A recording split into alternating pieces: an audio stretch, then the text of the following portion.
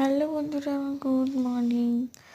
চলে আসলাম আবার একটা নতুন ভিডিও নিয়ে। আমরা গেছিলাম বারুইপুর পিকনিকেই। দেখো বেরিয়ে পড়েছি, আমরা অলরেডি বেরিয়ে পড়েছি না, আমরা পৌঁছে গেছি বারুইপুরে। বাস থেকে নামার পর আমরা হাঁটতে হাঁটতে আমাদের পিকনিক স্পটে এগিয়ে আসছি। তাও পৌঁছে গেছি। এখন আমরা ভেতরে প্রবেশ করছি। খুব খুব সুন্দর জায়গা। এটা ছিল আমাদের ডিসেম্বরে পিকনিক। এখন ছাড়ছি। তখন ভালো ঠান্ডা ছিল, এখন অনেক ঠান্ডা কমে গেছে। আর বলো না, এডিট করার সময় হয় না, তাই ছাড়তেই পারছি না। এই দেখো তোমাদেরকে জায়গাটা ঘুরি ঘুরি দেখাচ্ছি। কেমন জায়গাটা অবশ্যই জানিও। আর খুব সুন্দর সাজানো। তোমাদের কেমন লেগেছে এই সাজানোটা সেটাও জানিও। এই দেখো আমার মেয়ে বলছে গরম লাগছে, তাই সোয়েটারটা খুলে দেওয়ার জন্য তাই সোয়েটারটা খুলে দিচ্ছি। অলরেডি রোদ্দুর বেরিয়ে গেছে। কুয়াশা ছিল সকালে পছন্দ, খোলার পর কুয়াশাটা একটু কমেছে অবশ্য, এখন কুয়াশাটা কম আছে। তো রোদ্দুর বেরানোর পর এখন তো রোদ্দুরের মধ্যে খেলাধুলা করবো, অসুবিধা নেই। দেখো কেমন লাগছে তোমাদের জায়গাটা দেখিয়ে। ফোন ঘুরিয়ে ঘুরিয়ে দেখাচ্ছি, কেউ যেন মন ঘুরছে না।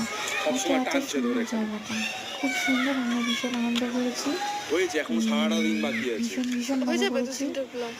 দেখো খুব সুন্দর জায়গা। তোমরা পুরো ভিডিওটা দেখতে থাকো। আমি সব কিছু তুলে নেওয়ার চেষ্টা করেছি। আর যেটুকু বাকি আছে পরে দিয়ে আমি নিয়ে আসি। আমাদের টিফিন দিয়ে দিয়েছে, আমি অলরেডি খেতে বসে গেছি। কারণ বেলা হচ্ছে, অনেক সকালে বেরিয়েছি, খিদেও পেয়েছে।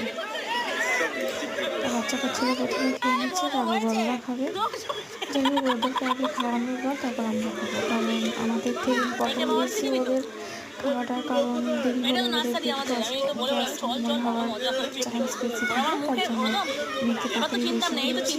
এবং আমাদের তরকারি লুচি আর ইয়ে আছে তার সাথে কিছু কিছু জিনিস বানিয়ে নিয়েছি আমি। এবার আমার মেয়ে ক্রিসমাসের টুপি পরে নিয়েছি।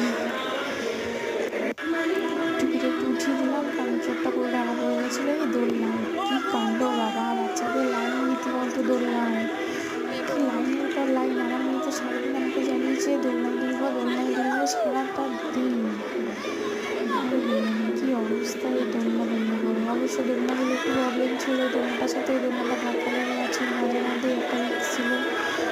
দুলছে, তখন দাঁড়িয়ে থাকতে হচ্ছে। আর এই ব্লগটা সবার ভালো লাগলে, সবার যদি ভালো লাগে অবশ্যই জানাবে। ধন্যবাদ আমার ব্লগটা ওয়াচ করার জন্য।